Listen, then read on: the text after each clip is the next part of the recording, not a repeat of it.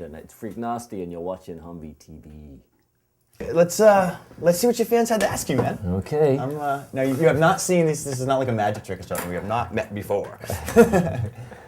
Freq, you're a big name and all, worldwide renowned.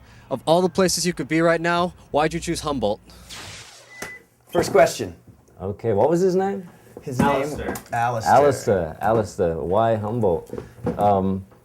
I get invited to play up here a lot now, and it's fucking awesome because the people up here are becoming really musically educated and know their underground music, and they're looking for something different and something more future forward kind of vibe. And it's I'm lucky enough to be able to come up here and actually and get gigs and play up here. So it's a privilege to come up and play in Humboldt, man. I'm really happy to come up here. Do you feel it's different, like when you're in LA, there's 100 concerts going on every street, so it's almost like everyone in LA is spoiled?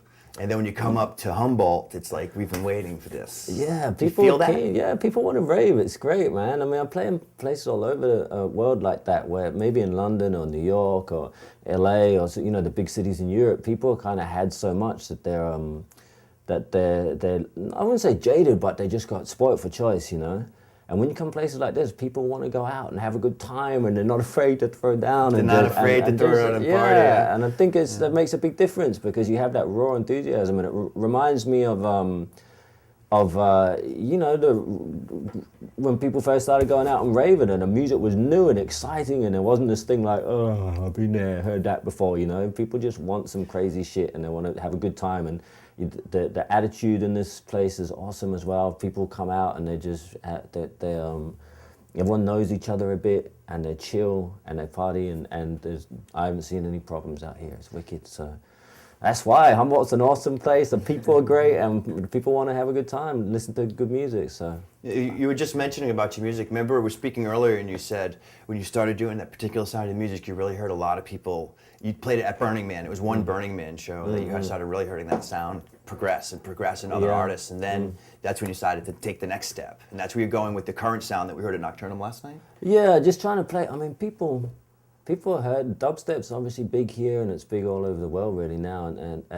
But maybe 2 or 3 Burning Mans ago, when I first played it there, the Burning Man crowd just stood and stared at me the first time I played it because it's a new sound. And now it's not so new anymore. It's cool. I love the music, and probably about half my set's still dubstep. But there's lots of cool shit coming out now that's an up-tempo sound, and it's different. And so that's what I'm playing more of. Last night you added a lot of up-tempo to your set. Yeah, I'd never heard you do that before. Yeah, it's kind of more that bang. It's somewhere in between bassline shit from Northern England and some kind of samba weird. I was gonna say it was almost like salsa. Salsa vibe. Yeah. Also the fast dancehall stuff's a bit like that as well, so I had a bit of that thrown in. Yeah, there's I'm trying to pick and choose. I was like, it's just wearing me out, man. I know, because it's fast as well. That's the thing. It's 145 BPM, so it's kind of rave tempo. It's 125? 145. 145. Yeah, so no wonder why my neck hurts. But faster still, right? Because I'm just mixing it in and out of dubstep. So the dubstep stuff is kind of 140 BPM odd, and then a lot of this shit's faster. The stuff from up north, so they're 145, 100, getting up to the 150s if you're pitching it up. So it's kind of, they wore me out just jumping up and down behind the deck. So but it's dope. I'm picking the kind of bastard child of different scenes. There's odd little tracks that don't quite fit in each scene, and trying to make a sound out of it. Make something a bit different. But so that's the evolutionary music's going to more like that. You're going to kind of shy from dubstep or make it less of your scene, less of your show, and more just keep going with the originality. Just keep evolving. Looking for new sounds. Yeah, man. I mean, How could you dub yourself one genre of music? I mean, you wouldn't want to do that, He right? couldn't do that. Yeah, I mean, obviously people know me for breakbeat, and that's something I'm always, I feel feel lucky and happy to have had that opportunity. So I'm never going to be like, I'm not breakbeat, I'm this or that or the other, I mean, that's what people know me for, but that's fine. That's you pioneered. If people come and expect that when I play, then that's a different thing, and I think as an artist, you got to kind of be larger than the scene that you come from. In a way, the breakbeat scene, when it evolved in England, was very diverse. Kind of like dubstep is now, drum and bass was when it came out. There was a whole lot of different sounds, and people gave it a name, but really, if you were to listen to some of the tracks individually,